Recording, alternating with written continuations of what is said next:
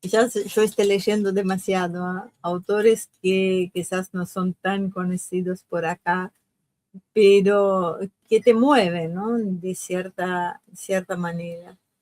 Porque lo que vengo percibiendo en los últimos tiempos es que hay una tristeza en la gente, en los que están alrededor nuestro, que es una tristeza que no se parece a este dolor clásico, ¿no? Porque no es esta tristeza que uno sale diciendo, ay, me siento triste, me siento mal, sino que es algo que se desborda de cierta manera y la gente lo transmite sin pedir ayuda, sin pedir auxilio, simplemente se nota al hablar en lo cotidiano, en una charla.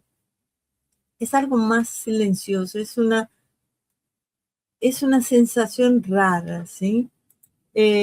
O sea, da la sensación de que se parece más al cansancio de quien ya no espera nada grande, digamos, nada del futuro, ¿no? Pero que tampoco se anima a admitir esto. O sea, de acá no estoy hablando de una cuestión de edades, ¿no? No estoy hablando de jóvenes, no estoy hablando de alguien de mediana edad o de personas mayores. Yo creo que es transversal a todo.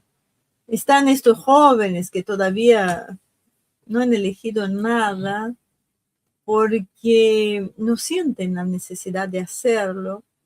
Y en los adultos mayores, que da la sensación de que eligieron demasiado y quizás tampoco eligieron el camino correcto y hoy siente este vacío, ¿no? Esta nostalgia, esta cosa de que a veces yo pienso, quiero llegar a mayor edad, estoy en una etapa de quiero ver a mis hijas casadas, quiero vivir a los nietos, disfrutar cada etapa de esta vida, de ese tiempo que tenemos en la Tierra, que es bastante corto en tiempos históricos, ¿no?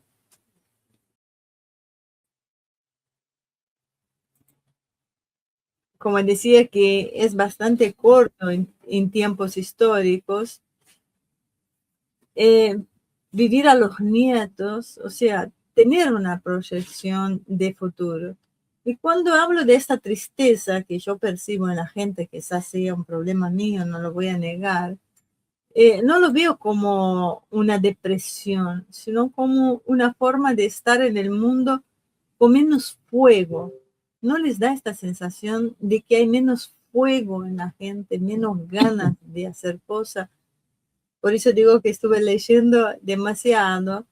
Dostoyevsky, yo creo que lo había entendido esta tristeza sin la necesidad de nombrarla como lo estoy haciendo yo, porque no es una emoción así nomás aislada, yo creo que es una consecuencia de algo, porque aparece cuando la libertad se vuelve muy liviana, se vuelve algo como viva la libertad, carajo, o como cuando Estados Unidos dice que va a llevar la libertad, ¿no?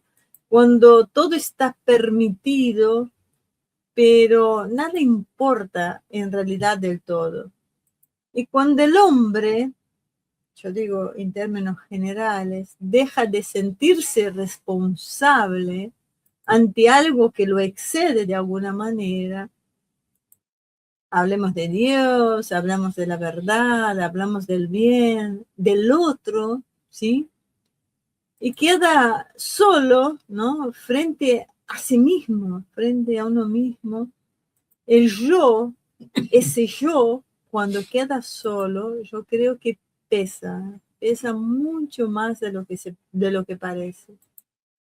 Y durante mucho tiempo, yo creo que se creyó que, liberarse, ¿no?, de toda culpa traería un alivio. Vos podés ser lo que quieras, como quieras, podés autopercibirte como se te antoje. Que soltar la idea de pecado, ¿no?, de límite, de responsabilidad última, iba a producir una humanidad más liviana. más feliz, más auténtica. Tema difícil, ¿no? Pero porque lo que apareció no fue alegría, no la percibís, no percibís esa alegría en el día a día. En el día a día percibís más vacío, me da la sensación.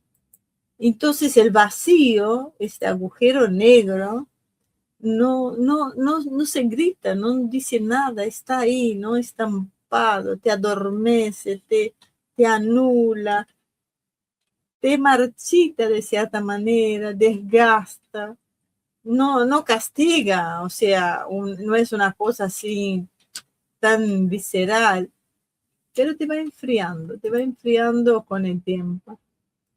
Y justamente en Crimen y Castigo, Raskolnikov, él, si ustedes tienen la oportunidad de leerlo, él no se quiebra por el delito en sí, sino por la idea que lo justifica, ¿no?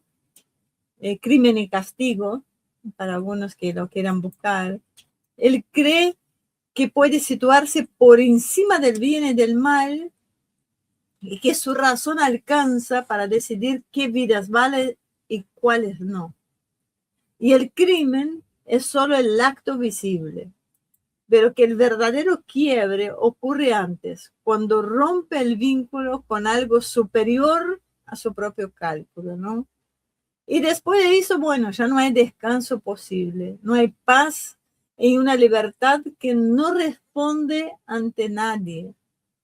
Y algo de esto yo creo que se filtra hoy en la vida cotidiana. No digo en forma de asesinatos ni tragedias épicas, ¿no? Sino en gestos, estos gestos mínimos donde uno percibe esa tristeza. La dificultad para comprometerse, el miedo a elegir, la huida constante de toda responsabilidad que pese. Se habla mucho de derechos, ¿no? Mucho. Los últimos tiempos hablamos de derechos, pero tremendamente. Y se habla muy poco de los deberes también. Se exalta la autonomía, la independencia, el yo, pero se desprecia de cierta manera la carga que toda decisión verdadera implica, ¿no? Y yo creo que sin carga, la libertad se vuelve hueca, vacía. Y los personajes, bueno, de los hermanos Karamazov, lo dicen ahí de cierta manera, ¿no? Si Dios no existe, todo está permitido. Pero Dostoyevsky no lo presenta como una consigna liberadora, ¿sí? Sino como una advertencia. Porque cuando todo está permitido, el hombre ya no sabe por qué responder.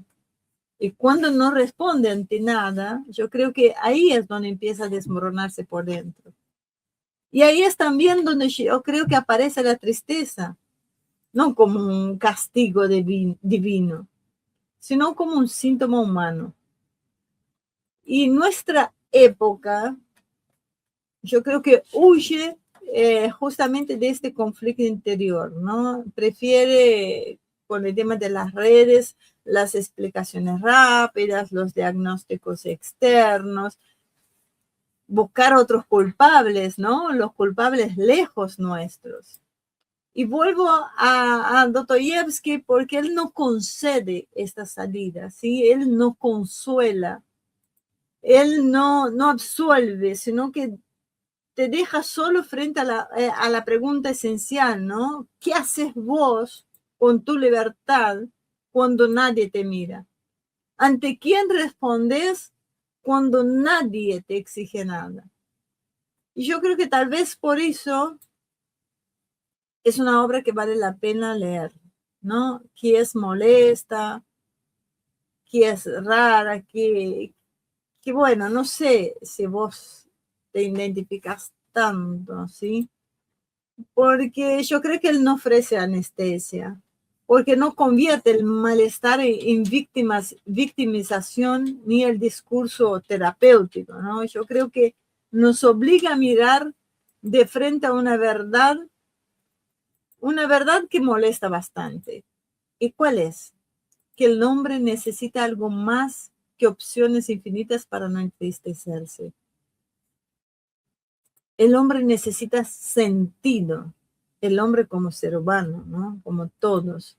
Necesita responsabilidad, necesita un límite que no sea impuesto por la fuerza, sino que lo necesita asumir por convicción.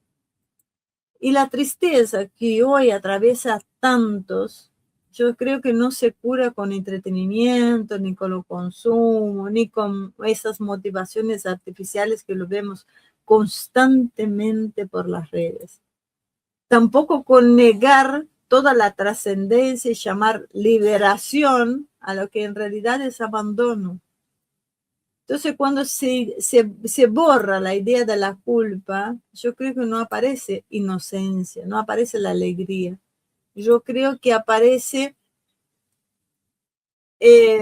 la cruda realidad de que estamos desprotegidos, que estamos a la intemperie, ¿no?